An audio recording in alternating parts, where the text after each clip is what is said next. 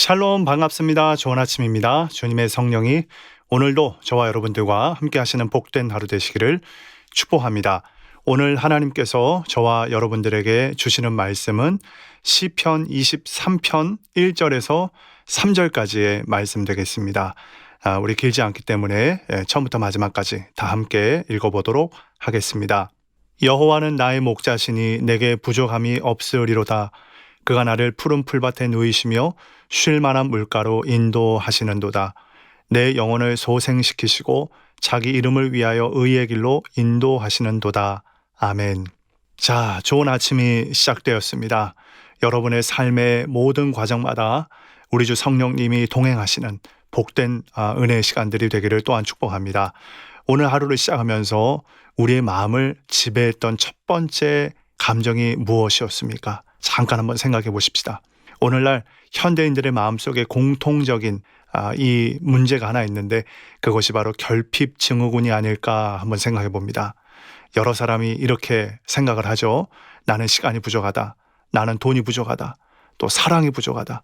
우리는 늘 무언가가 채워지지 않는, 메꿔지지 않는 그 공백을 메꾸기 위해서 숨가쁘게 달려갑니다. 그런데 오늘 이 본문을 기록한 다윗은 전혀 다른 차원의 이야기를 합니다. 여호와는 나의 목자시니 내게 부족함이 없으리로다. 이 고백은 다윗이 왕궁에서 산의 진미를 먹으면서 쓴 평안한 시가 아니죠. 광야의 거친 바람을 맞으며 내일의 생사를 알 수 없는 위기 속에서 터져나온 치열한 신앙의 고백입니다. 자, 오늘 우리는 이 고백 속에서 우리가 잃어버린 존재의 평안을 되찾기를 바랍니다. 우리는 흔히 부족함이 없다는 상태를 모든 소유가 충족된 상태로 오해하기도 합니다. 하지만 성경이 말하는 풍요는 소유가 아니라 관계에 있다는 것을 기억하십시다. 이 양이라는 동물은 참 미련하고 약하죠. 시력이 나빠서 앞에 동료 엉덩이만 보고 따라가고 자기 방어 능력도 없습니다. 하지만 이 양에게 딱 한 가지 능력이 있다면 그것은 목자의 음성을 알아듣는 것입니다. 목자가 곁에 있다는 사실 하나만으로 양은 두려움을 이겨냅니다. 자, 성경 속 엘리야를 생각해 보십시다. 갈멜산에서 850명의 거짓 선지자와 싸워서 이겼던 엘리야도 이세벨의 위협 한마디에 무너져서 광야 로뎀 나무 아래로 도망치지 않습니까? 그는 죽기를 구하며 깊은 결핍에 빠져버렸습니다. 그때 하나님이 엘리야에게 신학 강의를 하지 않으셨습니다. 대신 따뜻하고 포근한 떡과 물을 준비하시면서 그의 마음을 어루만지셨습니다. 일어나 먹으라. 네가 갈 길을 다 가지 못할까 하노라. 우리 하나님은 우리의 목자가 되셔서 우리가 스스로를 포기하고 싶을 때 가장 필요한 돌봄으로 우리를 부족함 없는 상태로 회복시키십니다. 진정한 안식은 환경이 변해서 오는 것이 아니라 목자의 손길이 느껴질 때 시작이 된다라는 것입니다.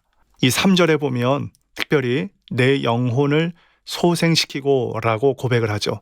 여기서 소생이라는 히브리어는 슈브라는 단어인데 다시 되돌려놨다라는 의미를 가지고 있습니다. 이 양은 몸이 둥글고 다리가 짧아서 길을 잘못 들거나 구덩이에 빠져 뒤집어지면 스스로 일어날 수가 없는 동물입니다. 뒤집힌 채 시간이 지나면 가스가 차서 심장이 멎게 되는데요.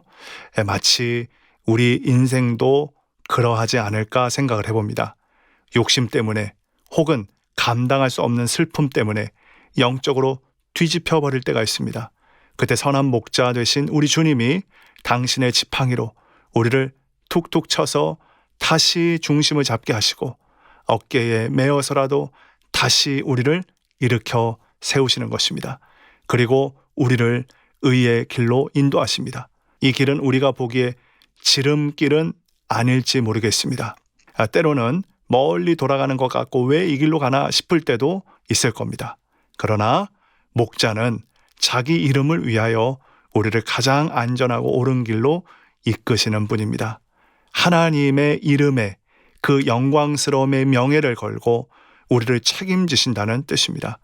이 하나님을 목자로 모신 우리는 얼마나 복이 있습니까? 다시 한번 기억하실까요? 여호와는 나의 목자시니 내게 부족함이 없으리로다. 이 고백은 우리가 지금 현재 너무나 큰 고난에 있으니 그래도 내가 믿음으로 버티고 하나님을 인정해야 되겠다 라고도 해석할 수 있겠지만 사실은 놀라운 뜻이 있습니다. 여호와는 나의 목자시니 내게 부족함이 없으리로다. 예전에도 그러했고 지금도 그러하며 따라서 앞으로도 그럴 것을 믿는다라는 것입니다. 자, 마지막으로 이것을 하나 나누고 싶습니다. 그분이 나의 목자 되신다라는 것은 그냥 관념이나 사상이 아니라 우리가 지난날 겪어왔던 하나님에 대한 고백인 것입니다. 내가 지난날 참으로 괴롭고 어려운 상황이 있었지만 또 곤란한 상황이 있었지만 그가 나의 목자 되셔서 나를 신실하게 인도하셨고 날마다 나를 푸른 풀밭으로 인도하셔서 안식하게 하시는 하나님이시니 내가 오늘도 그 하나님을 신뢰합니다. 또한 앞으로도 그 주님께서 나를 놓지 않고 인도하실 것을 믿습니다라는 것입니다. 정리해 볼까요? 선한 목자에 대한 믿음은 오늘날 당장 갑자기 부어지는 것이라기보다는 지난날 내가 하나님과 함께 걸어왔던 모든 배경 안에서 쌓여가는 것입니다.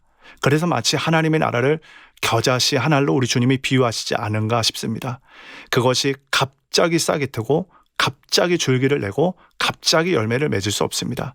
그것이 심겨졌다면 싹이 틀 때까지, 줄기가 돋을 때까지 시간이 걸리고 또 때로는 비바람을 맞고 또 인내의 시간을 겪어야 되는 것처럼 우리와 하나님과의 관계도 그렇게 된다는 것입니다. 다윗이 여호와를 목자라고 여기면서 불렀습니다.